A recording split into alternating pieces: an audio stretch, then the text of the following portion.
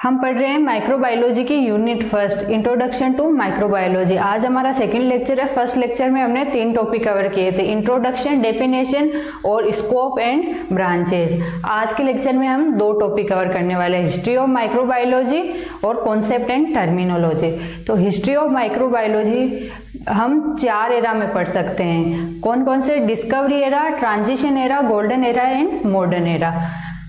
History of microbiology, the history of microbiology can be study in 4 different era. कौन कौन से era है? Discovery era, transition era, golden era and modern era.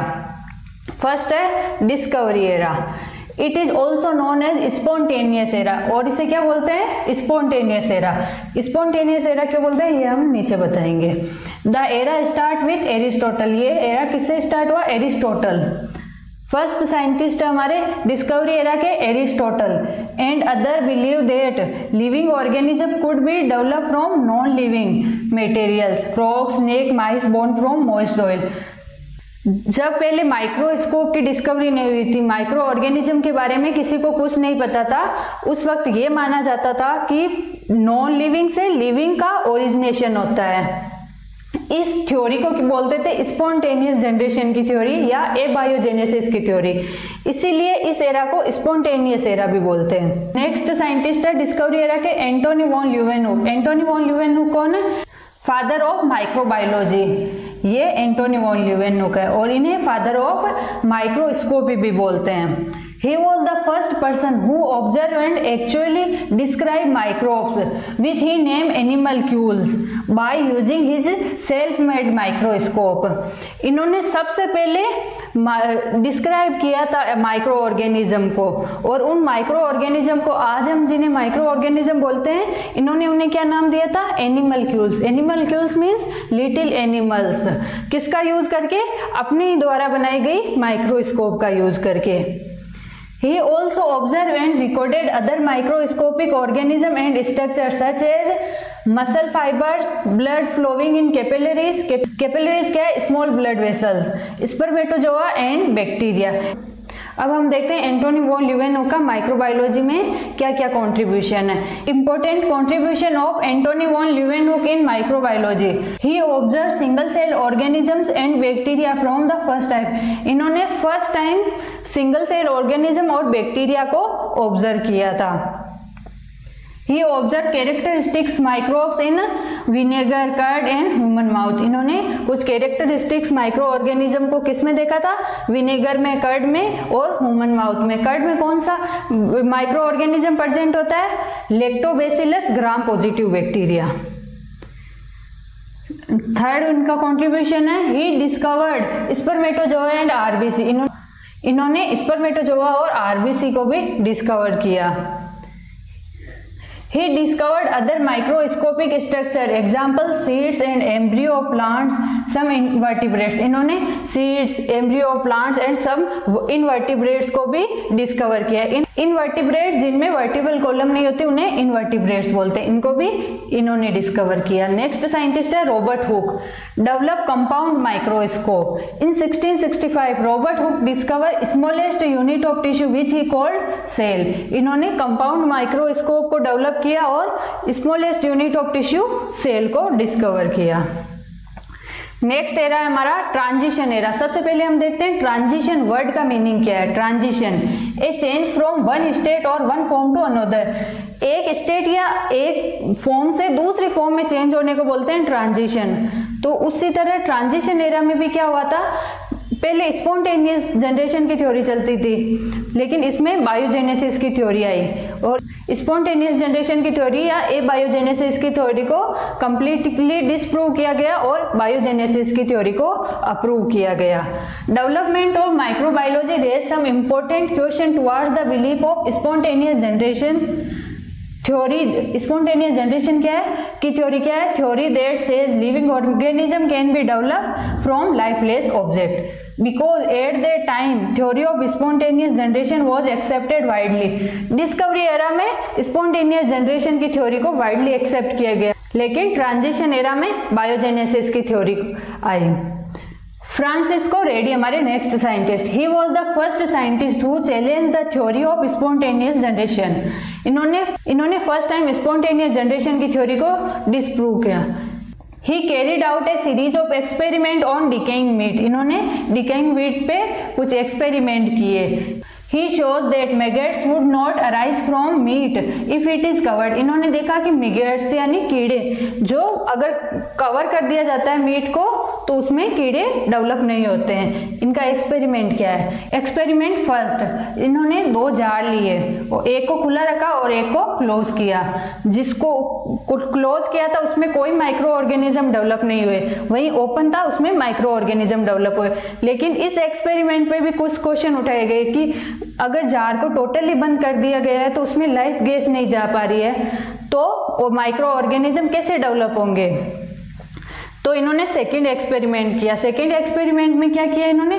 Jar close with cotton plug और मस्कन cloth. इन्होंने second experiment में jar को ना completely open रखा ना सील्ड किया कंप्लीटली। इन्होंने जार को बंद किया किससे? कॉटन प्लग या मस्कन क्लॉथ से। अब हम डायग्राम के थ्रू इनके एक्सपेरिमेंट को देख लेते हैं। इन्होंने क्या किया? एक जार लिया, उसको टोटली सील कर दिया, जिसमें ना ऑक्सीजन जा पा रही है ना मॉइस्चर जा पा रहा है। तो इसमें देखा कि कोई माइक्रो ऑर्गेनिज्म डेवलप नहीं। वहीं सेकंड जार को खुला रखा तो उसमें ऑक्सीजन भी जा पा रही थी, मॉइस्चर भी जा पा रहा, तो मैगट्स डेवलप हो गए। इधर मॉइस्चर होगा। इनका सेकंड एक्सपेरिमेंट जिसमें इन्होंने जार को मस्कन क्लॉथ से कवर किया, जिसमें ऑक्सीजन जा सकती है लेकिन मॉइस्चर नहीं जा सकता, तो उसमें भी कोई माइक्रो ऑर्गेनिज्म डेवलप नहीं हुए। नेक्स्ट साइंटिस्ट है John Needham, supporter of spontaneous theory. ये क्या है? Supporter of spontaneous theory. He propose that tiny micro organism arouse spontaneously on mutton. ये स्पॉन्टेनियस जनरेशन यानी एबायोजेनेसिस थ्योरी के सपोर्टर है। He covered the flask and even heated it. Still the microorganism appear on mutton broth. इन्होंने flask को cover भी किया और even mutton broth को बॉईल भी किया, फिर भी उसपे मैगट्स डेवलप हुए।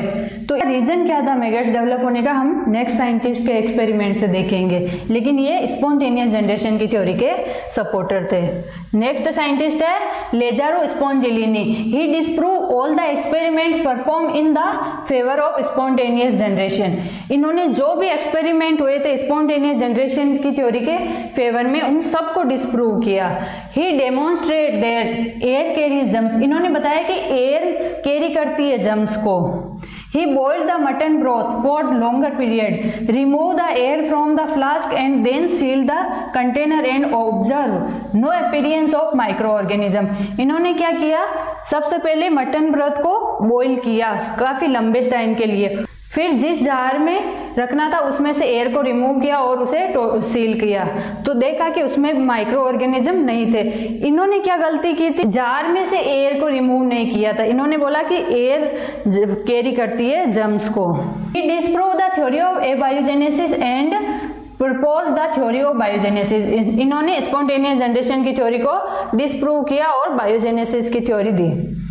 The theory of biogenesis was later proved and supported by Louis Pasteur. Biogenesis की थ्योरी को बाद में किसने प्रूव किया? लुइस पास्चर ने, और सपोर्ट भी किया इस थ्योरी को। नेक्स्ट इंपॉर्टेंट एरा है गोल्डन एरा। में माइक्रोबायोलॉजी में सबसे ज्यादा डिस्कवरीज हुई थी, इसलिए इसे गोल्डन एरा बोलते हैं। The golden era of microbiology was the time period during which science of microbiology bloomed. The era start with work of Louis Pasteur and Robert Koch. ये किससे स्टार्ट हुआ? किसके वर्क से? लुइस पास्चर और Robert Koch, who had own research institute. During this period, we see the real beginning of microbiology. Next scientist है Louis Pasteur. He was the first scientist who introduced the word microbiology. इन्होंने सबसे पहले microbiology word दिया। हमने first lecture में भी पढ़ा था ना ये। For the first time and officially known as father of modern microbiology, और इन्हें father of bacteriology भी बोलते हैं। Louis Pasteur finally put the concept of spontaneous generation to rest and prove the theory of biogenesis. इन्होंने prove कर दिया biogenesis की theory को। He also proposed the germ theory of disease. इन्होंने germ theory of disease भी दी। He is also well known for theory of pasteurization. ये pasteurization की theory के लिए भी जाने जाते हैं। Develop live attenuated vaccine for disease, इन्होंने लाइव एटीन्यूटेड वैक्सीन डिजीज के लिए डेवलप की। एटीन्यूटेड क्या है? एटीन्यूटेड ऐसी फॉर्म किसी भी पैथोजन की जिसमें पैथोजेनिसिटी यानी डिजीज प्रोड्यूस करने की कैपेसिटी नहीं होती लेकिन एंटीबॉडी प्रोड्यूस करने की कैपेसिटी होती है, तो उसे क्या बोलते हैं? एटीन्यूटेड या वीक फॉर्म। इनके एक्सपेरिमेंट डायग्राम के थ्रू ये देख सकते हैं। इसमें इन्होंने एक फ्लास्क लिया, उसको हीट अप्लाई की उस पर, और कुछ टाइम के बाद इन्होंने देखा उसमें कोई भी बैक्टीरिया नहीं थे। वहीं सेकेंड एक्सपेरिमेंट में इन्होंने क्या किया? हीट अप्लाई की और इस जार की नेक को रिमूव किया, तो इन्होंने देखा कि बैक्टीरिया प्रेजेंट है। इसमें क्या हुआ था? जो भी बैक्टीरिया इधर से एंटर कर रहे थे वो यहाँ ट्रैप हो जा रहे थे, तो इस तक नहीं पहुंच पाए। वहीं थर्ड एक्सपेरिमेंट में क्या किया? इस पर हीट अप्लाई की और इसको थोड़ा टिल्ट करा, तो इसमें माइक्रो ऑर्गेनिज्म प्रेजेंट थे। अब हम देखते हैं लुईस पास्चर का माइक्रोबायोलॉजी में क्या क्या contribution. 1857 lactic acid fermentation due to a micro organism, इन्होंने बताया कि लैक्टिक एसिड का फर्मेंटेशन माइक्रो ऑर्गेनिज्म के द्वारा होता है। 1860 yeast are involve in alcoholic fermentation, इन्होंने बताया कि यीस्ट एल्कोहलिक फर्मेंटेशन में इन्वॉल्व होता है। 1861 disprove the theory of spontaneous generation, इन्होंने थ्योरी ऑफ स्पॉन्टेनियस जनरेशन को डिस्प्रूव किया। 1862 introduce term aerobic and anaerobic for yeast and prove more alcohol in the absence of oxygen during sugar fermentation, जिसे क्या बोला? The Pasteur effect. इन्होंने सबसे पहले introduce की एरोबिक और एनएरोबिक टर्म। एरोबिक क्या है? ऐसे ऑर्गेनिज्म जो ऑक्सीजन की प्रेजेंट में ग्रो करते हैं उन्हें क्या बोलते हैं? एरोबिक। और ऐसे ऑर्गेनिज्म जो ऑक्सीजन के एब्सेंट में ग्रो करते हैं उन्हें क्या बोलते हैं? एनएरोबिक। और इन्होंने यीस्ट के लिए ये वर्ड यूज किए थे। एंड प्रूव किया कि मोर एल्कोहल बनती है किसके एब्सेंट में? ऑक्सीजन की, जिसे इन्होंने क्या बोला? Pasteur effect. 1867 devise the process of destroying bacteria known as pasteurisation, इन्होंने पास्चराइजेशन का मेथड भी दिया। 1880 develop anthrax vaccine and resolve problem of silkworm, इन्होंने एंथ्रेक्स की वैक्सीन डेवलप की और जो सिल्कवॉर्म में डिजीज करता है तो उसकी प्रॉब्लम को सोल्व किया। Develop a special vaccine for rabies, जिसे क्या बोलते हैं? The Pasteur treatment. रेबीज की वैक्सीन किसने डेवलप की थी? लुईस पास्चर ने। नेक्स्ट रॉबर्ट कोच, जिन्हें क्या बोलते हैं? फादर ऑफ प्रैक्टिकल बैक्टीरियोलॉजी, इन्हें फादर ऑफ प्रैक्टिकल बैक्टीरियोलॉजी बोलते हैं। Father of bacteriology Louis Pasteur को और father of practical bacteriology Robert Koch को। His major work was on anthrax, इनका मेजर वर्क किस पे था? एंथ्रेक्स पे। A fatal disease of blood of a sheep and kettle, एक फेटल डिजीज है जो किस में प्रेजेंट होती है? सीप और केटल के ब्लड में। ये ह्यूमन में भी एंटर करता है एंथ्रेक्स, किसके थ्रू? कोई भी कट लग जाता है उसके through. He inject mice with the blood of A desired animal, इन्होंने क्या किया? डिजायर्ड एनिमल के ब्लड से माइस को इंजेक्ट किया, जो सीप या केटल के ब्लड से, जिसमें डिजीज थी पहले। परफॉर्म्ड ऑटोप्सी, ऑटोप्सी परफॉर्म की। ऑटोप्सी क्या होती है? कोई भी डेथ के बाद एग्जामिनेशन किया जाता है, उसे ऑटोप्सी बोलते हैं। And observe that the same symptoms appear regularly, इन्होंने देखा कि जो सिम्टम डिजीज ऑर्गेनिज्म में थे वही के वही सिम्टम किस में आए? उस माइस में भी अपीयर हुए। He isolated some rods of bacteria from the blood of a mouse by placing the bacilli in the sterile aqueous humor from an ox eye. इन्होंने माउस के ब्लड से आइसोलेट किसको किया? रोड से बेसिलाई को, और फिर ऑक्स में इंट्रोड्यूस किया, तो इन्होंने देखा कि सेम वही सिम्टम वापस डेवलप हो रहे थे। Similar symptom of anthrax develop in ox with in hour, कुछ घंटों में सेम सिम्टम आए थे ऑक्स के अंदर भी।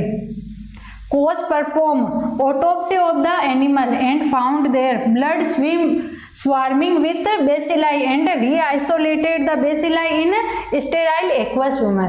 उन्होंने क्या किया? ऑटोप्सी की उस एनिमल की, और इन्होंने क्या देखा कि उनके ब्लड में काफी ज्यादा बेसिलाई है। स्वार्मिंग क्या होता है? कोई भी माइक्रो ऑर्गेनिज्म या ऑर्गेनिज्म ग्रुप में मूव करते हैं उसे क्या बोलते हैं? स्वार्मिंग। और फिर उसे स्टेराइल एक्वस ह्यूमर में आइसोलेट किया। The method adopted by him is known as Koch's postulate. इन्होंने जो मेथड अडोप्ट किया तो उसे क्या बोलते हैं, Koch's postulate, which are as follow. The suspected micro organism must be present in the desired organism but absent in the healthy organism. Koch's postulate के 4 rule है। फर्स्ट रूल क्या है, सस्पेक्टेड माइक्रो ऑर्गेनिज्म है वो disease organism में present होना चाहिए लेकिन हेल्दी ऑर्गेनिज्म में अब्सेंट होना चाहिए। ये फर्स्ट रूल है कॉज पोस्टुलेट का। सेकंड रूल क्या है, the micro organism must be isolated in pure culture, कि जो भी माइक्रो ऑर्गेनिज्म है वो आइसोलेट होना चाहिए प्योर कल्चर में। प्योर कल्चर क्या होता है, one free of all of the other microbes, जिसमें हम डिजायर्ड माइक्रोब्स है उसके अलावा और कोई भी माइक्रोब्स नहीं होता है, उसे क्या बोलते हैं, pure culture. On a nutrient medium, micro organism को आइसोलेट करना चाहिए प्योर न्यूट्रिएंट मीडियम में। ये सेकेंड रूल। थर्ड रूल क्या है, if the isolated micro organism is inoculated into a healthy host the same disease must result, कि same disease आनी चाहिए अगर उसको इनोकुलेट क्या होता है, किसी भी चीज को इंजेक्ट करना किसी भी ऑर्गेनिज्म में या इंट्रोड्यूस करने को इनोकुलेट बोलते हैं। उसको उस ऑर्गेनिज्म को किसी हेल्दी में इंट्रोड्यूस करते हैं तो सेम सिम्टम आने चाहिए, जो डिजीज ऑर्गेनिज्म में है वही सेम सिम्टम आने। फोर्थ रूल क्या है, similar micro organism positive agent must be reisolated from the experimentally infected host.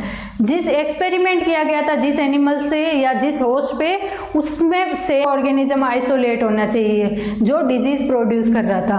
First organism में जिसने डिजीज प्रोड्यूस की थी सेम आइसोलेट होना चाहिए। ये 4 रूल है कॉज पोस्टुलेट के। कॉज पोस्टुलेट का पर्पस क्या है, purpose of Koch's postulate to establish a casual relationship between pathogen and disease. Relationship establish करना इसका रीजन था पैथोजन और डिजीज के बीच में, कि पर्टिकुलर डिजीज पर्टिकुलर पैथोजन से ही डेवलप होती है, ये इसका पर्पस था। अब हम देखते हैं रॉबर्ट कोच का क्या क्या कॉन्ट्रीब्यूशन है माइक्रोबायोलॉजी के फील्ड में। 1876 demonstrated that anthrax is caused by bacilli anthracis. 1876 में इन्होंने देखा कि एंथ्रेक्स किसके द्वारा होता है, bacilli anthracis. 1877 method for staining bacteria, photographing and preparing permanent visual record on slides. इन्होंने स्टेनिंग की मेथड दी थी और फोटोग्राफिंग, प्रिपेयरिंग रिकॉर्ड, ये सब इन्होंने 1877 में दिया था। 1881 develop solid culture media. Solid culture media, किसी भी आइसोलेट करने माइक्रो ऑर्गेनिज्म को इन्होंने सॉलिड मीडिया दिया था, डेवलप किया था। उससे पहले लिक्विड मीडिया चलता था। सॉलिड मीडिया के रूप में इन्होंने जिलेटिन का यूज किया गया था। जिलेटिन के भी कुछ ड्रॉबैक्स है। जिलेटिन एक तो प्रोटीन है, तो कुछ बैक्टीरिया ऐसे हैं जो उसको हाइड्रोलाइज कर देते हैं, प्रोटियोलाइटिक एंजाइम प्रोड्यूस करके जिलेटिन को हाइड्रोलाइज कर देते हैं। सेकेंड ड्रॉबैक है कि जिलेटिन 25 डिग्री सेल्सियस से ऊपर लिक्विड हो जाती है।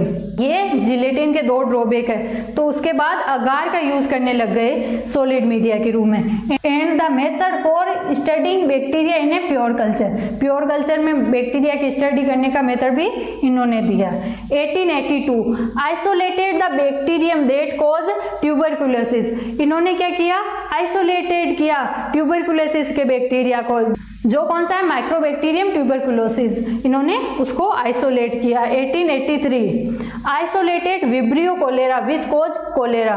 विब्रियो कोलेरा को आइसोलेट किया, जो क्या करता है, कॉज करता है कोलेरा। कोलेरा यानी हैजा कॉज करता है। 1883 verified the germ theory of disease. इन्होंने जर्म थ्योरी ऑफ डिजीज को वेरीफाई किया by relating a specific organism to the specific disease. Germ theory दी थी लुइस पास्चर ने, उसको वेरीफाई इन्होंने किया, किससे, कि स्पेशल ऑर्गेनिज्म स्पेशल डिजीज को प्रोड्यूस करते हैं। 1883 कॉज पोस्टुलेट, 1883 में इन्होंने कॉज पोस्टुलेट दिए। नेक्स्ट साइंटिस्ट है Lord Joseph Lister. He is the father of antiseptic surgery. ये क्या है, फादर ऑफ एंटीसेप्टिक सर्जरी इन्हें बोलते हैं। Lister concluded that wound infected due to the micro organism. इन्होंने बताया कि वुंड का इन्फेक्शन किससे होता है, माइक्रो ऑर्गेनिज्म से। He also devised a method of destroy microorganism in the operation theatre by spraying a fine mist of carbonic acid into the air. इन्होंने next scientist है Paul Ehrlich. He was a German scientist and known as a father of chemotherapy. Paul Ehrlich को क्या बोलते हैं? Father of chemotherapy. ये काफी important है। He discovered the treatment of syphilis by using arsenic। इन्होंने treatment दिया था सिफिलिस का, किसका यूज करके? आर्सेनिक का। Alexander Fleming in 1929 sir Alexander Fleming discovered the penicillin. इन्होंने पेनिसिलिन एंटीबायोटिक की डिस्कवरी की थी। The first antibiotic drug from the penicillium notatum. ये एक फंगस है, पेनिसिलियम नोटेटम से डिस्कवरी की थी पेनिसिलिन की। That destroy several pathogenic bacteria, जो काफी बैक्टीरिया को डिस्ट्रॉय करती है। Penicillin was the first antibiotic and known as a wonder drug. Penicillin first antibiotic है और इसे किसी क्या बोलते हैं? Wonder drug. नेक्स्ट है Edward Jenner, father of immunology. कौन है? Edward Jenner. He was the first person who successfully introduced vaccination to prevent smallpox। इन्होंने सक्सेसफुली वैक्सीनेट इंट्रोड्यूस की प्रिवेंट करने के लिए स्मॉलपॉक्स को। नेक्स्ट हमारा फोर्थ एरा है modern era, last. By the 1970 research on bacterial physiology, biochemistry and genetic has advance to such an extent that it was possible to study the genetic material of living organism very easily। Modern era में क्या हुआ था कि genetic material की easily study की जाती है। Genetic material को डिकोड किसने किया था? ये देखते हैं। The genetic code was decoded by Professor Hargobind Khurana along with Nirenberg and co-worker and also get awarded with Nobel Prize for his discovery। Genetic code को डिकोड किसने किया था? प्रोफेसर हरगोविंद खुराना और निरेनबर्ग ने, और इसके लिए उन्हें नोबेल प्राइज भी दिया गया। Microbiology is the evolving field of biological science and many research in the field of yet are progress. की माइक्रोबायोलॉजी इवॉल्वेटिंग फील्ड है, इसमें काफी रिसर्च अभी भी चल रही है। ये हमारी हिस्ट्री कंप्लीट हो गई। अब हम देखते हैं concept and terminology. Concept of microbiology क्या है? The microbiology is a specialized branch of biology which deal with the study of living organism of a microscopic size which include bacteria, fungi, algae, protozoa and viruses। Microbiology क्या है? एक biology की ऐसी branch जिसमें micro organism की study की जाती है, जैसे बैक्टीरिया की, फंजाई की, प्रोटोजोआ और वायरस की। द वर्ड माइक्रोब किससे या माइक्रो ऑर्गेनिज्म किससे हुआ? Is used to The word microbe या microorganism is used to describe an organism that is so small that cannot be seen without the use of microscope। Microbe किसके लिए use किया जाता है? ऐसा ऑर्गेनिज्म जो काफी छोटा है उसके लिए माइक्रोब यूज किया जाता है। इसमें क्या क्या इन्वॉल्व है? Virus, bacteria, fungi, protozoa, algae, ये सब किसमें आते हैं? माइक्रोब्स में। वैसे microorganisms are responsible for many of the changes observed in organic or inorganic matter। Example, fermentation and the carbon, nitrogen and sulfur cycle that occur in the nature। Micro organism किसके लिए responsible है? Organic और inorganic matter के fermentation के लिए responsible है। Carbon cycle, nitrogen cycle, sulphur cycle जो भी नेचर में हो रहे हैं उन सब के लिए रिस्पॉन्सिबल कौन है? Micro organism. Development of microbiology as a scientific discipline has depended on the availability of the microscope and the ability of the isolated and grow pure culture of microorganism। Microbiology की studies किस पे depend होती है? एक तो depend होती है microscope कैसे, उस पर डिपेंड करेगी।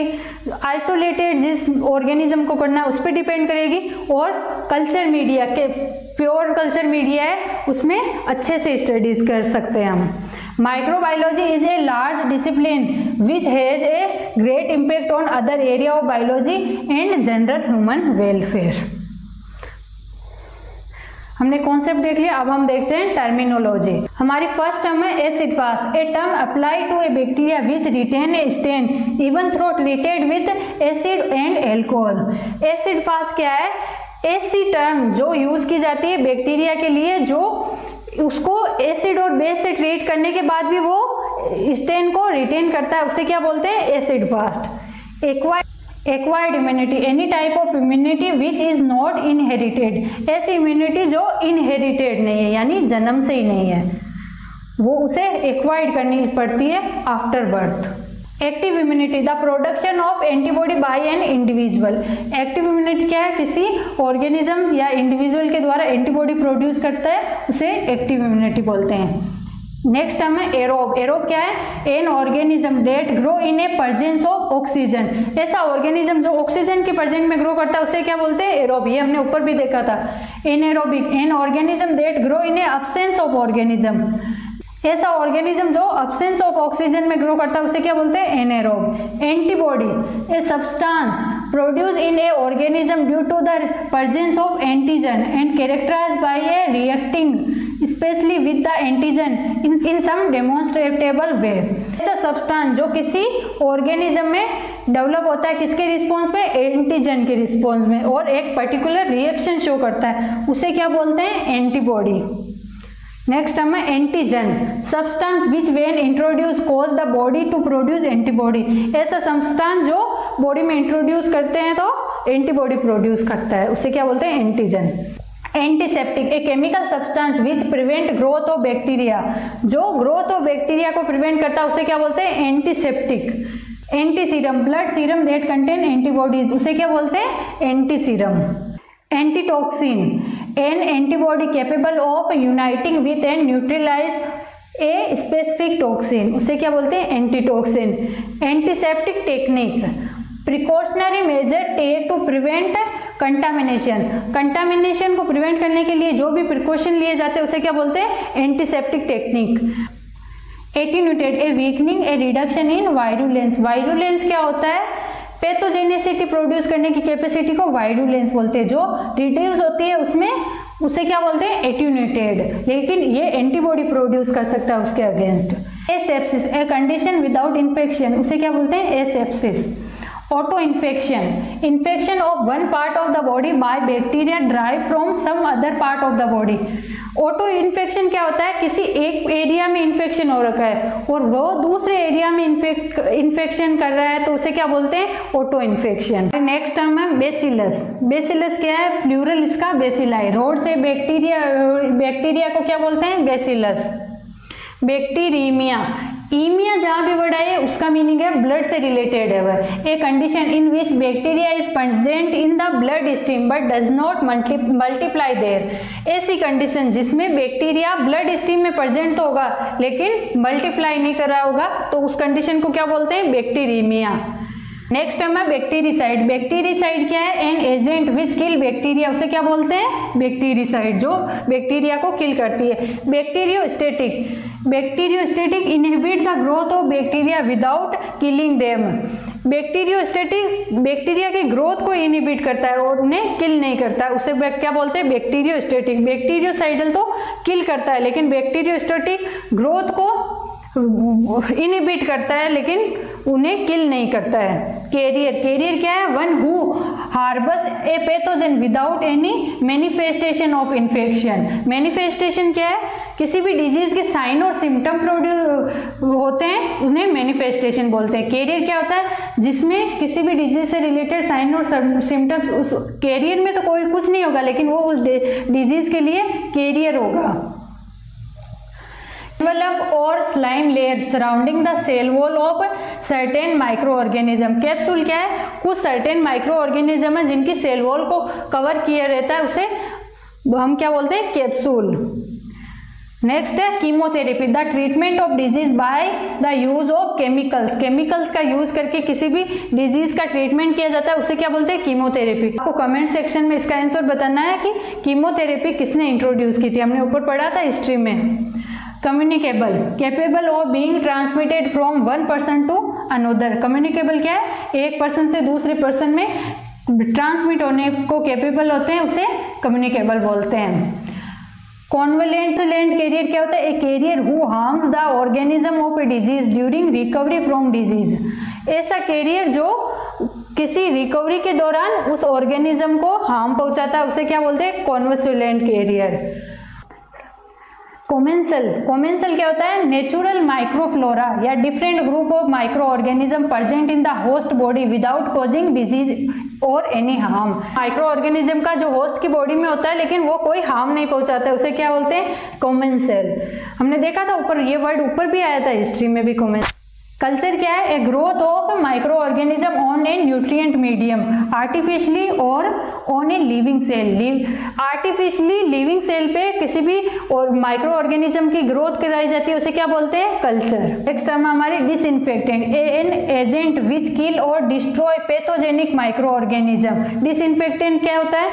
एन एजेंट विच किल और डिस्ट्रॉय पैथोजेनिक माइक्रो ऑर्गेनिज्म, उसे क्या बोलते हैं? डिसइंफेक्टेंट। डिसइंफेक्शन, वो डिसइंफेक्टेंट था, ये क्या है? Disinfection is the process which kill और डिस्ट्रॉय पैथोजेनिक माइक्रो ऑर्गेनिज्म, उसे क्या बोलते हैं? डिसइंफेक्शन।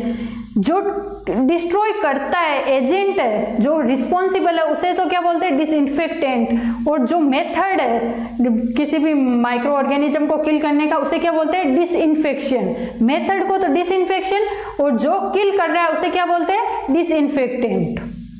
नेक्स्ट टर्म है droplet infection, the transmission of infection by A minute particles of sputum that have been disseminated into air by a sneezing, coughing, talking। जो droplet infection क्या है? जो भी इन्फेक्शन ड्रॉप्स यानी माइन्यूट ड्रॉप्स के रूप में जब हम स्नीजिंग, छींक के द्वारा, कफ, खांसी के द्वारा या बात करते हुए जो भी ड्रॉपलेट्स होती है उनसे इन्फेक्शन फैलता है, उसे क्या बोलते हैं? Droplet infection. क्या होते हैं? A substance that destroy unpleasant odour, उन्हें क्या बोलते हैं? अनप्लीजेंट ओडर को डिस्ट्रॉय करने वाले को डिओड्रेंट्स बोलते हैं। एंडेमिक क्या है? A disease prevalent in a particular area, defined area में डिजीज है, उसे क्या बोलते हैं? एंडेमिक। ये टर्म हमारे कल भी आई थी। Epidemic, a disease that attack a large number of person in a community at the same time, कि लार्ज नंबर ऑफ पीपल को इफेक्ट करती है एक कम्युनिटी के, उन्हें क्या बोलते हैं? एपिडेमिक। जैसे कोरोना। नेक्स्ट टर्म हमारी germicide, an agent that destroy germs, उसे क्या बोलते हैं? जर्मिसाइड। हेलमेंथ क्या है? A worm that commonly act as a intestinal parasite in human, intestinal parasite के रूप में एक्ट करता है वर्म, उसे क्या बोलते हैं? हेलमेंथ। ह्यूमन की इंटेस्टाइन में भी पैरासाइट प्रेजेंट होते हैं, उन्हें हेलमेंथ बोलते हैं। Immune system, a system that provide resistance to a given infection, ऐसा सिस्टम जो गिवन इन्फेक्शन से हमें रेजिस्टेंस प्रोवाइड कराता है, उसे क्या बोलते हैं? Immune system. नेक्स्ट टर्म है इम्यूनिटी, नेचुरल और acquired resistance to a disease. Immunity क्या है? नेचुरल और एक्वायर्ड रेजिस्टेंस किसी डिजीज के को, वो नेचुरल भी हो सकता है और वो एक्वायर्ड भी हो सकता है। Infection, invasion of the infection, invasion of the body by the pathogenic agent with their subsequent multiplication and production of disease। Infection क्या है? किसी भी पैथोजन का subsequent multiplication और production of disease को क्या बोलते हैं? इन्फेक्शन।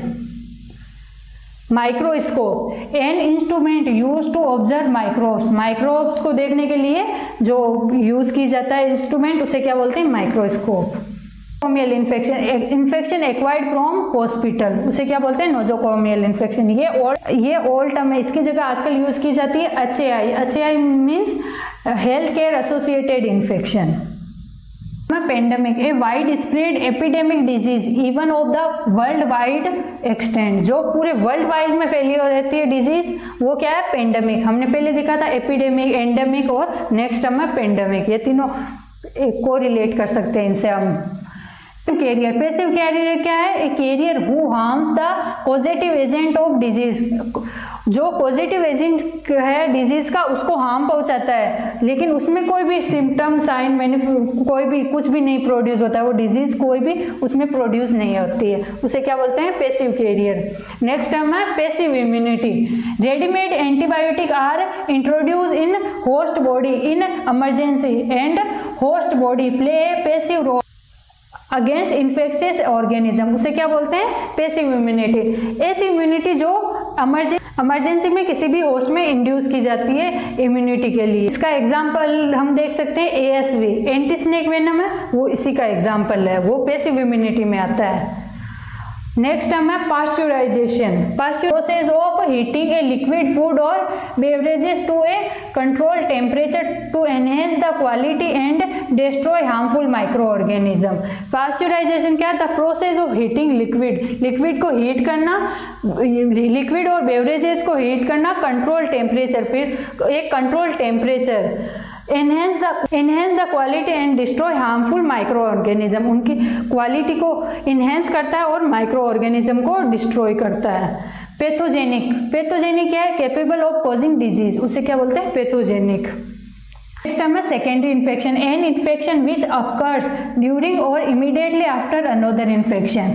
सेकेंडरी इन्फेक्शन क्या है कि कोई भी इन्फेक्शन हो रखा है बॉडी में और उसी वक्त कोई दूसरा इन्फेक्शन भी आ, क्योंकि इम्यून सिस्टम उस वक्त कॉम्प्रोमाइज्ड है, इसलिए सेकेंडरी इन्फेक्शन होने के चांस रहते हैं। और जस्ट आफ्टर उससे वो इन्फेक्शन क्योर हो गया, लेकिन उसके जस्ट आफ्टर कोई दूसरा इन्फेक्शन हो जाता है, उसे क्या बोलते हैं? Secondary infection. नेक्स्ट टर्म है हमारी सेप्टिसीमिया। ईमिया भी बताया था, ईमिया वर्ड आते हैं ब्लड से रिलेटेड होगा। The presence and active multiplication of bacteria in the blood circulation, की प्रेजेंस और active multiplication of bacteria in blood circulation क्या बोलते हैं? Septicaemia. Sepsis, poisoning by microbes और other products in the host cell, उसे क्या बोलते हैं? सेप्सिस। रिलेटेड टू और causes by a presence of pathogenic organism और देयर पॉइजनस प्रोडक्ट, उसे क्या बोलते हैं? सेप्टिक। स्पोरेडिक क्या है? The infection that occur separately और अपार्ट फ्रॉम अदर और इट्स काइंड। स्पोरेडिक क्या है? जो इन्फेक्शन सेपरेटली होता है। Terminal disinfection, the complete disinfection of a unit after the patient has left, patient के डिस्चार्ज होने के बाद कंप्लीट डिसइंफेक्शन किया जाता है उस यूनिट का, उसे क्या बोलते हैं? Terminal disinfection. टॉक्सिन्स क्या है? poisonous agent of plant, microorganism or animal origin.